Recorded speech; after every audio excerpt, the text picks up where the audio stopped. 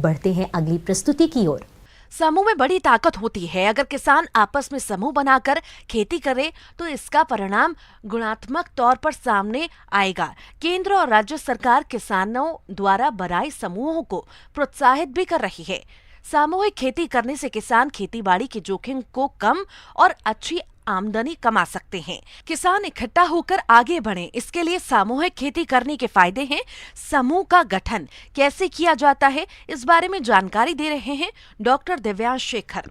जब हम contract farming या अनुबंध खेती की बात करते हैं तो यह उत्पादनकर्ता और विभिन्न विपणन और प्रसंस्करण संस्थाओं के बीच एक लिखित समझौता होता है, जिसके अंतर्गत उत्पादनकर्ता अपने उत्पाद को तैयार करते हैं और उनके उत्पाद को विभिन्न विपणन या प्रसंस्करण इकाई जो है वो पूर्व निर्धारित दर पे उसका खरीद करता है। कई बार ये देखा गया है कि खरीदार न मिलने पर किसानों की फसल बर्बाद चली जाती है। इसके पीछे सबसे बड़ी वजह होती है किसान और बाजार के बीच तालमेल की कमी। कई बार बाजार में एक ही प्रकार के इतने उत्पाद आ जाते हैं कि किसानों को अपने उत्पाद का बहुत कम दाम मिलता है।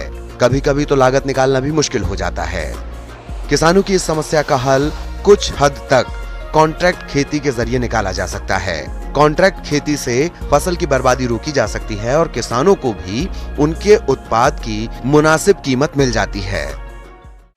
तो अगर हम इस कॉन्ट्रैक्ट फार्मिंग की बात करें तो आज के परिप्रेक्ष्य में इसकी आवश्यकता इसलिए अधिक हो गई है कि अधिकांश किसानों के पास में जो भू जोत है वो काफ़ी छोटा हो गया है।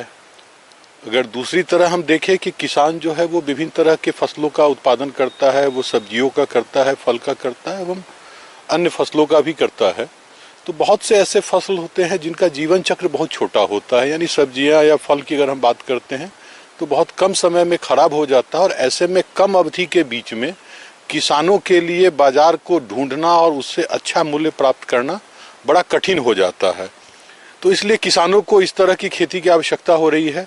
अगर हम विपणन या प्रसंस्करण इकाई की बात करें, दरअसल कॉन्ट्रैक्ट खेती के तहत किसानों के बीच सौदा तय होता है, जिसमें उत्पाद की मात्रा, क्वालिटी और दाम पहले तय कर लिए जाते हैं। फिर चाहे बाजार में कोई भी दाम हो, किसानों को अपने उत्पाद का तय मूल्य कंपनी द्वारा दिया जाता है। कॉन्ट्रैक्ट खेती का मकसद है फसल उत्पाद के लिए तयशुदा बाजार तैयार करना। इसके अलावा कृषि के क्षेत्र में पूंजी निवेश को बढ़ावा देना भी कॉन्ट्रैक्ट खेती का उद्देश्य है। जहां तक इसमें सहभागिता के लिए या इसका लाभ उठाने का अगर हम बात करते हैं तो जो हमारे पूर्व से जहाँ पे इसकी नियामक की स्थापना हो चुकी है, जैसे महाराष्ट्र है, पंजाब है, हरियाणा है, एपीएमसी एक्ट के अतिरिक्त जहाँ पे कॉन्ट्रैक्ट के लिए अलग अनुबंध की व्यवस्था की गई है, तो उन प्रदेशों में तो उन संस्थाओं को सीधे किसान संपर्क कर सकते हैं जिससे कि वो अनुबंध के हिस्सा हो जाए। जिन प्रदेशों में इस तरह के नियामक की स्थापना नहीं हुई है, वहाँ पे भी अलग अलग फसल के लिए अलग अलग अनुबंधकर्ता का इंफॉर्मेशन सूचना जो है वो वेबसाइट पे है। जैसे अगर हम बात करें कि पपीता की खेती की, तो पपीता के लिए कई ऐसे फर्म हैं जो सीधा किसानों से अनुबंध करते हैं और वो उसके लिए अपना इनपुट वो खुद उपलब्ध कराते हैं। अनुबंध पर खेती के तहत किसानों को बीज, ऋण, उर्वरक, मशीनरी और तकनीकी सलाह उपलब्ध कराई जा सकती है ताकि उनकी उपज कंपनियों की आवश्यकताओं के ही अनुरूप हों और किसानों को कंपनियों की तरफ से पूर्व निर्धारित बिक्री मूल्य मिल सके। तो अलग अलग फसलों में अलग अलग फॉर्म्स हैं जो अलग अलग क्षेत्रों में काम कर रहे हैं।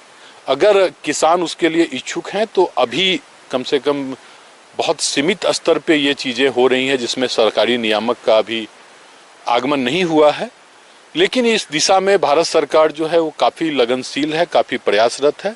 साथ में जो अभी हाल में ही माननीय प्रधानमंत्री जी ने 10,000 कृषक उत्पादक समूह बनाने का जो लक्ष्य रखा है, यह भी इस दिशा में बढ़ता हुआ कदम है। कृषक अपने प्रखंड के कृषक उत्पादक समूह से जुड़ जाने के बाद वह समूह स्तर पर ही विभिन्न बड़ी कंपनियों के साथ अनुबंध कर सकते हैं और उसके साथ वो कॉन्ट्रैक्ट फार्मिंग में जो उनका प्रसंस्करण के लिए या उत्पादन के लिए है वो अनुबंध कर सकते हैं, जिसमें कि वो रजिस्टर्ड कॉन्ट्रैक्ट के तहत आ सकते हैं। इसके लिए भारत सरकार ने राष्ट्रीय स्तर पर कंपनियों का चुनाव किया है और प्रदेश स्तर एवं जिला स्तर पे भी विभिन्न फसलों के लिए विभिन्न कंपनियों का चुनाव की प्रक्रिया चल रही है। तो हम एफपीओ की मदद से ही जो छोटे किसान हैं वो सीधे ना जा करके एफपीओ के थ्रू भी कॉन्ट्रैक्ट फार्मिंग में जा सकते हैं, जिनसे कि उनको कोई भी शंका या आर्थिक क्षति होने की संभावना नगण्य हो जाए। इस तरह की खेती बढ़िया और सरल है और किसानों को मंडियों के चक्कर नहीं लगाने पड़ते, न ही उन्हें खेती बाड़ी से जुड़े कामों के लिए बीज और ऋण जुटाने की कोई चिंता करनी पड़ती है।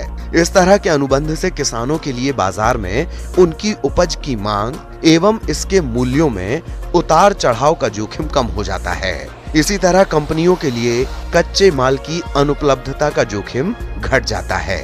अनुबंध खेती यानी कॉन्ट्रैक्ट खेती को अपनाने से पहले कुछ सावधानी बरतनी चाहिए, क्योंकि आपकी थोड़ी सी लापरवाही से आपको भारी नुकसान उठाना पड़ सकता है। लेकिन समझदारी से कुछ बातों को ध्यान में रखते हुए कॉन्ट्रैक्ट खेती करने पर आपको निश्चित ही अच्छा फायदा होगा। एक चौथा होता है जिसमें कि एक मिडिल मैन होता है। कई प्रदेशों में जहां सरकारी कॉन्ट्रैक्ट नियामक की स्थापना हो चुकी है, वहां पे बिचौलिए के रूप में सरकारी संस्थाएं होती है।